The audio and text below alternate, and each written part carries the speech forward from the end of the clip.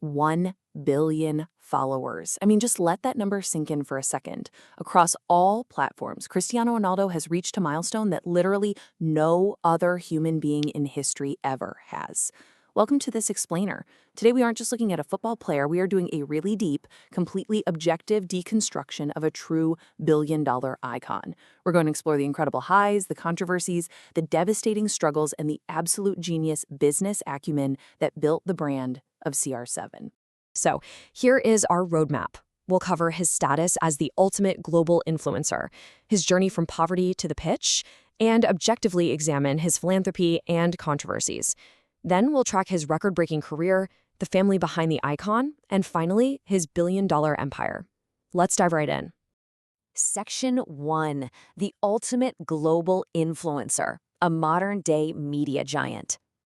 To really understand Ronaldo today, you kind of have to realize he is a modern-day media giant. His digital influence operates on a scale that honestly defies standard logic. When he launched his YouTube channel in August 2024, the platform literally couldn't keep up. He hit 50 million subscribers in just one single week. To put that sheer gravity into perspective, Mr. Beast, the biggest creator on the entire platform, took about 13 years to hit 60 million. Ronaldo's launch just broke every record imaginable. It showed a global pull that is completely unmatched. And you know what that kind of digital influence translates to? Pure financial power. Ronaldo is the most followed person on Instagram, commanding a staggering 228 crores, which is over 27 million US dollars for a single sponsored post.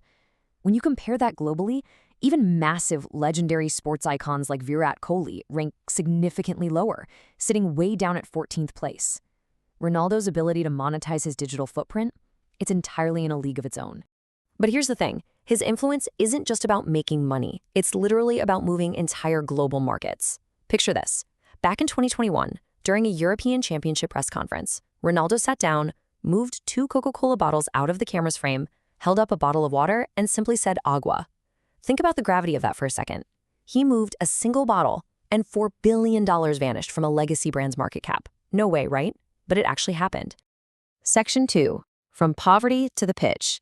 The impoverished beginnings in Madeira. But to truly appreciate the billionaire, we really have to look at the boy. Born into deep poverty on a Portuguese island, Ronaldo's family struggled immensely. Actually, his mother even considered abortion because they simply couldn't afford another child. At just 11 years old, he left his family to train in Lisbon. He was heavily bullied for his island accent, he was intensely lonely, and he had absolutely no money. He and his teammates would literally wait by the back door of a local McDonald's late at night, knocking and asking, "Hey, any burgers left?" It's just an incredibly stark reminder of the true hunger, literal and metaphorical, that fueled his early days. And just as he was starting to find his footing, disaster almost struck. At age 15, he was diagnosed with tachycardia. Basically, his resting heart rate was racing far, far above normal limits. This is a very serious condition that could easily end a physically demanding sports career before it even starts. He required immediate heart surgery to correct it. But he recovered, absolutely refused to give up, and threw himself entirely back into his training. Section 3. Philanthropy and public controversies. An objective look at the public record. Look, a life lived this largely in the public eye, it's incredibly complex. Let's start with his philanthropic footprint. Because of that really difficult childhood we just talked about, Ronaldo frequently gives back on a massive scale. His donations span major global disasters, like the 2004 tsunami, and a 50 crore, or roughly $6 million donation for the 2015 Nepal earthquake. He even funded a cancer center in his hometown after his mother's battle with the disease. But what's highly unusual, and really stands out, is his willingness to auction off his most prestigious athletic awards. He actually auctioned a golden boot and a Ballon d'Or, raising over 54 crores purely for charity. Conversely, we must objectively examine his public controversies, specifically the Catherine Mayorga allegations. This stems from an incident in Las Vegas back in 2009. In 2010, an out-of-court settlement was reached. However, in 2017, the publication Der Spiegel brought the allegations to light, leading the victim to request the case be reopened in 2018. Now, we are strictly looking at the legal facts here. Ronaldo's team maintained all acts were completely consensual, and ultimately, in both 2019 and 2022, prosecutors and courts dismissed the cases due to a lack of provable evidence and legal standing. Alongside that, his legal record also includes a major tax evasion case. In 2017, Spanish authorities investigated him for unpaid taxes between 2011 and 2014. This resulted in a 2-year suspended jail sentence, meaning he didn't actually serve time behind bars, but he did have to pay a negotiated fine of roughly 124 crores, or about $15 million. Additionally, he fought back against the Daily Mirror in 2008 for defamation over drinking allegations, which was a case he won. It is, without a doubt, a highly publicized, highly scrutinized life. Section 4. A record-breaking football career, defining a generation of the sport. So, setting those off-field matters aside, we are looking at a man who literally defined a generation of the sport. You can see this relentless drive build across his legendary transfers. He rapidly evolved from a teenager at Sporting CP to catching the eye of the great Sir Alex Ferguson, moving to Manchester United in 2003, where he took on that iconic number 7. In 2009, he became the most expensive transfer in history at the time, moving to Real Madrid for 96 crores, or roughly $11.5 million. And even in his late 30s, his value remained just monumental. Moving to Juventus for an 800 crore fee in 2018, he was shattering ceilings at every single step. But absolutely nothing prepared the sports world for late 2022, when so many people assumed he would just quietly retire after his second stint at Manchester United. Ronaldo pivoted to Saudi Arabia. He signed with Al Nassr for an astonishing 714 crores. That translates to roughly $850 million. That is the highest annual football salary ever recorded in human history. It proved that his brand value had completely transcended the traditional European football leagues. Section 5. The family behind CR7. The personal relationships shaping the icon. Behind all that intense discipline and a flashy lifestyle is a deeply personal support system.